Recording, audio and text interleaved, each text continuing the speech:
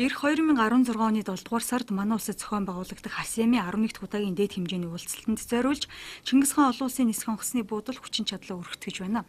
Үйл ажиллагааны зардалд иргэний нисхийн ерхий газар өөрийн санхүүгийн их усврээр 18 тэрбум төгрөгийн хөрөнгө оруулалт хийжээ.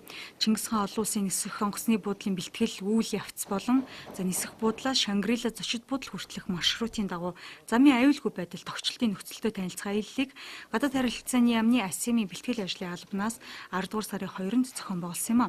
ХАСИМ-д зориулж Чингис хаан олон улсын нисэх онгоцны буудал, транзит заал байгуулах, агаарын хөлгийн зогсоол барих, хөөрч буух зурвас бетон хүчилт хийх, зорчигчдын аюулгүй байдлыг хангахад шаардлагатай бэлтгэл ажлыг тус хийж байна.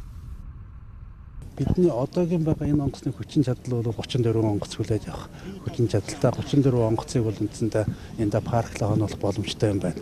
Тэгээд бид цаашдаа бол хоёр хойш орны хамгийн ойрхон байгаа онгоцны буудлууд, улаан үдийн онгоцны буудал, эрхүүгийн онгоцны буудал, хохотын онгоцны буудалтай бол үндсэндээ гэрээ байгуулад тэнд онгоцыг одоо төрөх хугацаагаар хадгалах тийм боломжтой гэж үзэж байгаа. Өөрчлөлт байдлаар улаан үдтэй бол яриа хэлцээ яваад эхэлсэн байж байгаа.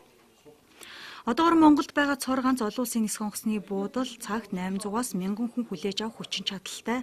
Тэгвэл ХАСИМ-ийн зочдыг хүлээж авахын тулд хүчин чадлаа 2000 хүнээр нэмэгдүүлж 25 онгоцны зогсоолыг шийдэх боломжийг бүрдүүлэн ажиллаж байна. Түүнчлэн энэ дайлмаар дамжин өнгөрөх танхимтай болж байна. Транзит заал гэж байхгүй байгаа шүү дээ. Одоо олон жил болсон шүү дээ. Тэгээ одоо энэ бий болцсноор Улаанбаатар дамжаад өөр улс руу нисэж байгаа зочигчд бол одоо амар болж байгаа юм.